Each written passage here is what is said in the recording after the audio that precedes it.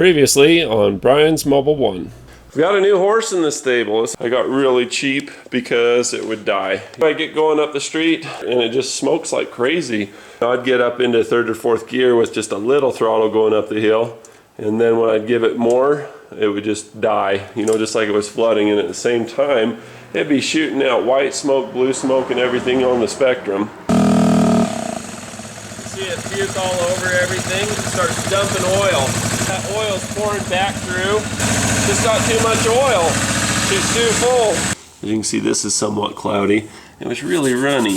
I smell gasoline. So what this is it's engine oil, but it's been thinned by fuel. So here's my drawing of what happened. It all started here with the needle and seat, or the float having a hole in it, and gas overflowing into the cylinder. Fuel pooled here, went around the piston rings, raised the level of the oil. You know, you see the connecting rod going around, and it basically whipped it like a blender until it was just a big frothy mess. When you rev the engine high, you have more gases get through, and so then that would shove the oil up into here. Oil would get through, and then it would cause the spark plug to get covered in oil and conk out.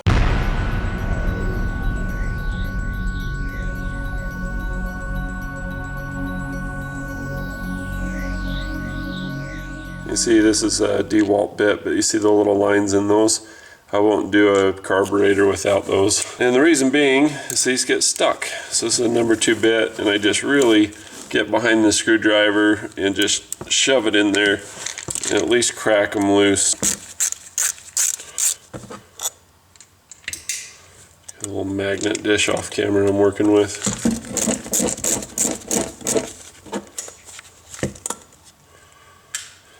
See, the bin's nice because it catches all the fumes of the gas and everything, but you don't want to be dropping screws into it. If you're smart, use the screw here and drain it through that. I just figure it'll be open soon enough. Alright, so I don't see anything right away. Gasket looks decent. I'll spray this out with a little carb cleaner off camera. This stuff will eat your lens, it'll ruin the camera. Swap it out a little. You want to have a good flat head, and you want to have, you know, of a small variety and then a big one. This one I've trimmed for doing carburetors so that it fits down into the spots you need it. So this is the float. I suspect that this float's got some problems. You can hear a lot of grit with the needle there. Okay, so this is where the fuel goes in. I don't think the float's bad. I think there's just crud in it. Let me grab some pliers. So one way or another, I need to get this out. Probably the best pick. I may have to grind the face of them. So that count as grinding on the face of the pour. I have to grind the face of this on the wheel so I can get it right in up against it. See, that's better. I can get right up in there. It's still probably not going to do me any good at all. It might do me some good at all. Boy, that was stuck. There we go. So I'm going to brace it with one finger. Pull this out. I don't need the bin here anymore because it smells bad.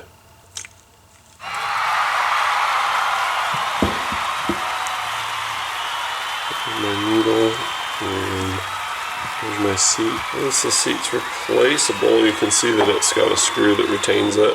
It's not pressed in like that other one was. The other one actually had a good float, and it had a good seat, more or less. Alright, we're going to brace, we're going to push into this thing really hard, crack it. You never know when they're going to be super stuck, but these screws are never very heavy duty. So I always just pretend, brace like it's going to give me hell, whether it does or not. Like that.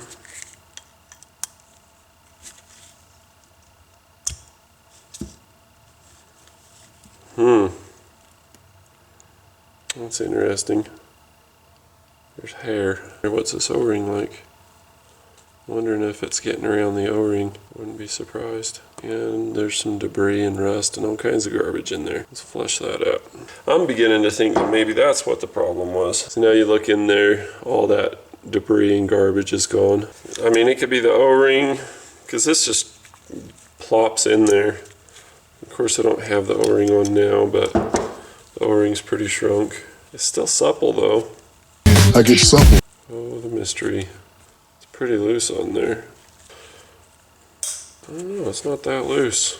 I want a new O-ring. Don't gotta worry no more. I got my O-ring. Here's the old one. You can see that it's square. It's formed to it, not round anymore. So I found one in here. Is where my fuel O-rings and air conditioning O-rings go to wait till I use them. Here comes the golf cart. There's the new one. Fits awesome in both regards. Story time! A lot of times you have an experience and it kind of shapes the way you behave from that point on. I was in a Napa quite some time ago. I was feeling like I really knew everything about everything. And this old timer comes in and he wants a rebuild kit for a rack and pinion. I thought, well, that's crazy. I never heard of a rebuild kit for a rack and pinion. But I had heard of, alternator brushes, starter brushes, voltage regulators, all that stuff used to be available pretty universally. Now you can almost never find that stuff. So was I sitting there looking at this old guy, it just totally go off on the parts counter help at the Napa. He's like, nobody fixes anything anymore. Everybody's just a bunch of part swappers. You guys can't repair shit.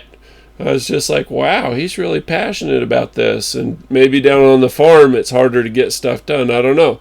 But I always kind of admired his gumption and wanting to fix stuff. And I thought, you know what? If I'm going to be a real mechanic, I'm going to be able to fix things instead of just swapping parts. So every now and then I get something like this where I got no business not buying the new needle and seat, even if it's $35. But, I hate driving into the town where the place is because everybody drives like crap. There's 2 colleges and people come from all over the world to go to school there. And I hate it. Everybody their driving styles don't meld well. So anyway, we're gonna do like that old guy said, and we're just gonna make these work. 'Cause shit, it's auto repair, not auto part swapping. Damn it! Nice thing about having all of this stuff out is that you can take your seat, stick it in there gently. Oh, it's just rough. It's binding. That would cause failure. It's so rough.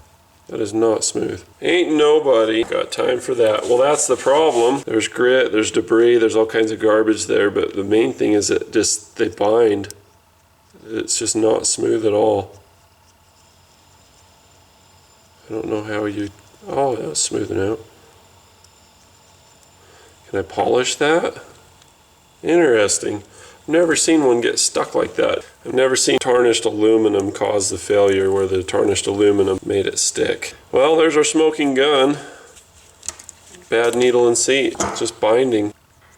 It's smooth now. Nope. It's got a little bind. If I could polish that, it'd be great. So now I just need to polish this guy on the inside. So what I'm going to do is I'm going to take some valve lapping compound on a Q-tip and I'm just going to spin it. So I've got the seat seated in here. I've got the rubbing compound here. I have to make sure that I clean this really well when I'm done. But here we go.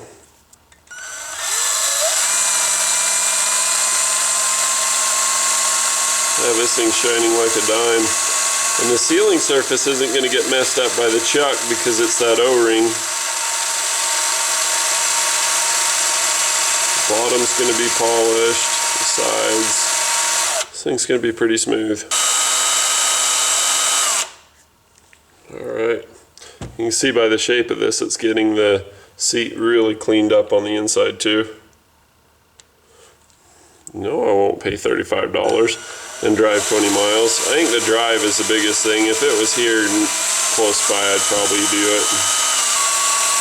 How's that look? That looks pretty good. Let's test. I have to clean both of these really well. Ooh, that's pretty smooth. As long as you don't pull it all the way out. It's pretty smooth. Not bad. I'm gonna go some more. Please, sir, can I have some more? Here itches.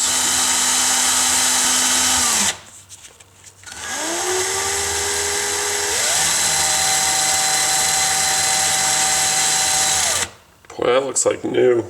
That looks awesome. With that new O-ring, we're just going to be in way good shape. Alright, so let's take this out. Of course, I didn't apply very much pressure to it. I'm just putting it out the other side. I want to make sure that I don't have anything left in here in terms of abrasive. This thing's had an abrasive existence as it is.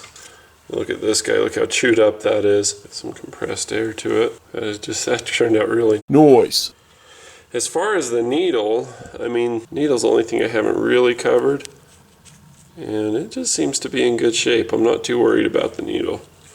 Let's test the spring on the back side of this and see what it's like. See if it's being a pill. It looks really good. No complaints there. Needle's good, seat's good, that O-ring's good. Alright, well let's see if we can get this cleaned up too. I'm just going to polish this up like this. It's not exotic. I only need to get the very outside parts of it clean. And by clean I mean smooth and shiny. Just clean's kind of a synonymous. I want to grab it with pliers on the surfaces that don't matter. Set it down like this, polish away. Interesting the way that would bind. They're both just so matte, flat, dull finishes. Being really careful not to crush this thing either. Look how good that thing looks. Crazy to think that it was binding the way that it was. Alright, so we'll hold this in the pliers and give it the old wash over. Just spritz it off and wipe it immediately. Good, good, good. That is very smooth. No complaints. And it would, seriously, it would have taken me so long to drive to go get the one and then pay the money. This is very satisfactory. Very nice. So I got my new O-ring. Now I just need to test that float and make sure it's good, but I think it will be. I oftentimes really worry about floats not being good on account of ethanol, eating them. Ethanol made from corn, gas made from corn, E85, whatever you want to call it, or you know, like even the little percentage they put in, eats everything in the tank that's plastic. Guess what the float's made out of? Haha, plastic. It's not a flattering tone of voice for me, is it? Alright, so let's dunk this. Let's look at it real close, give it the once over. This thing looks great. Not that concerned about it. I think we've got what we came to get. I think we got what we were looking for. That sticking float valve, that floating needle, the needle that was getting stuck. Yes, rainbow parfait. I just love being able to quickly glance and see what this is. It's great. Alright, I am prepared to put this back in. Get some lube on it. By lube I mean spit. Gasoline would work too, but spit's really handy. It's right here. It's right there. Work it in like that. Screw it to it. So weird that those surfaces would be in the state of decay that they were. Alright, you just gotta be really careful torquing that down that you don't strip it. Diminishing returns. Alright, oh, I'm excited about that. About ready to just throw this right back together. Let's dunk this in a tank and see if it's leaking too. Alright, so step one, there's bubbles at the bottom. I don't know if you can see them, but you gotta get all the bubbles to come to the surface so that you don't have a false reading or your attention wasted on any bubbles that were in there. Let your water just kind of chill out. You got to need those pliers to hold this with. And we stick it in. And agitate it and look for bubbles on the surface at first. We're not going to see any because this is fine. But we test it anyway, don't we? Yes, we do. There we go. I don't see any bubbles on the surface forming. I don't see any trails of bubbles coming up. Looks like we are in good shape. Put it back together. I think we got it fixed. And we'll find out soon enough. Kind of a gamble because you got to the install and tear down work. So I've left the fuel in the on position overnight since doing the carburetor. You can see that it's aimed to the down, so it's either reserve or on. The arrow is down, so it's just the on position. And when we look at the oil level now, it's just the same as it ever was, just right at the full line, so we're in great shape. Was that good? You want to go for a ride? Right. Do you love going for rides? Yeah. Sure do. So we got ourselves a fix.